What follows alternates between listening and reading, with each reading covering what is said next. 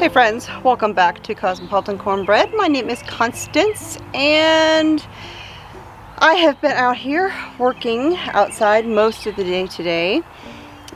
This morning I did a feed run because of course our animals are still here and we always need feed for the animals.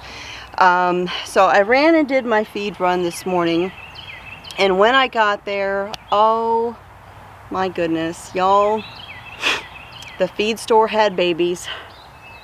And I couldn't hardly resist myself. As a matter of fact, I didn't resist. I had to get some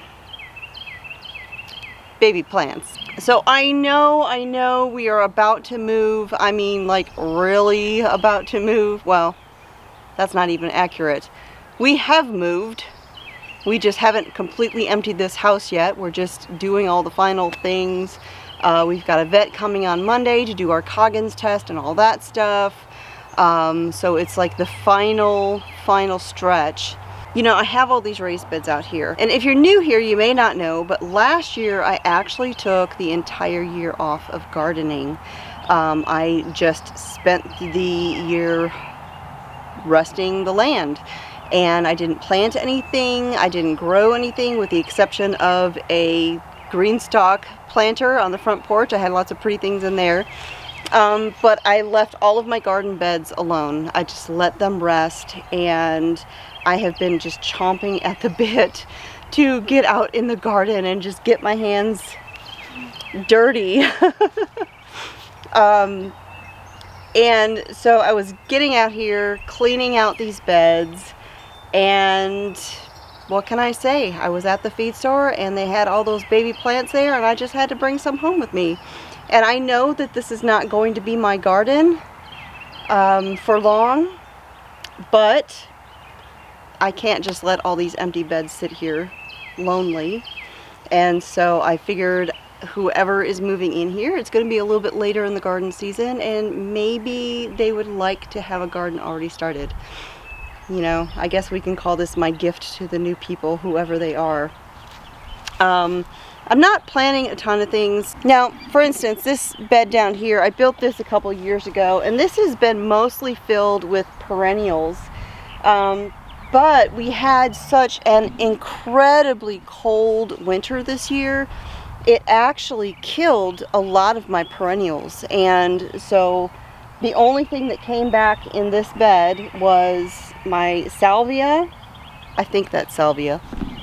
That purple stuff right there. I do have some of my dahlias coming up, especially my favorite mystic something. Now I can't think what they're called. They're these dahlias with these deep purple foliage and bright yellow flowers. Gorgeous. Oh, Mystic Illusion, that's what they're called. My other dahlias are coming up, and of course catnip, because you can't really kill catnip. And then some bee balm over there in the corner. Everything else in here died. Oh no, I take it back. There is one catawba lily, Peruvian lily, coming back. Over on the other side. Only one. I had more, but they didn't make it. It even killed that. This was my big, beautiful, amazing rosemary. You know it's a cold winter if it killed the rosemary.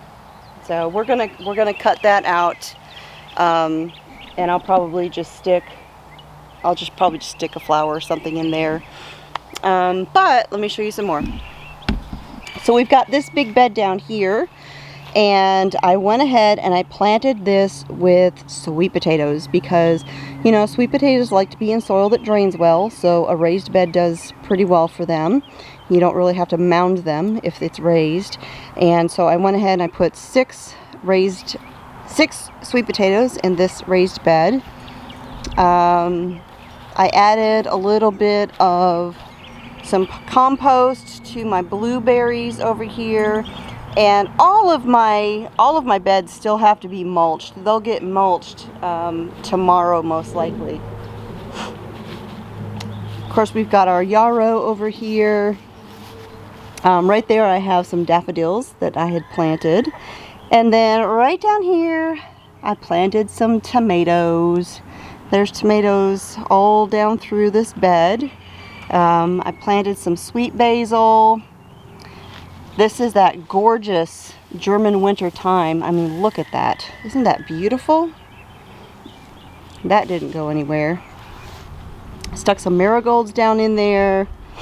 Of course, these are some of my Egyptian walking onions that I had transplanted out here. You can see we've got little baby onions starting at the top. I've already taken some of these to Arkansas, and they're growing there. More tomatoes, some marigolds, and then over on this side, more tomatoes. You know, I planted the tomatoes in these beds because they're already trellised and ready for tomatoes. Marigolds, that's some lemon basil, sweet basil back there. This is some purple sage, and we got more marigolds and basil. And then over there we've got more of those Egyptian walking onions, and then these are some flowers that are perennials. They did make it through the winter and are coming back. Right down here is my chives. The chives did survive the winter. And over here, this was one of those summer sages. I think this was called September sage or something like that. That clearly didn't make it, so we'll just pull that out, as well as the pineapple sage over there. Mr. Smith made quick work of that. The creeping thyme, of course, is still creeping. That's greening back up. And then over in this bed, I planted a bunch of peppers. We've got some lilac bell peppers, green bell peppers, banana peppers, and then I forget what the other one was. I kept all the tags. These ones that I get are, you know, heirloom varieties. I get them at the Seed and Feed in Coleman. It's my favorite place to get plant starts.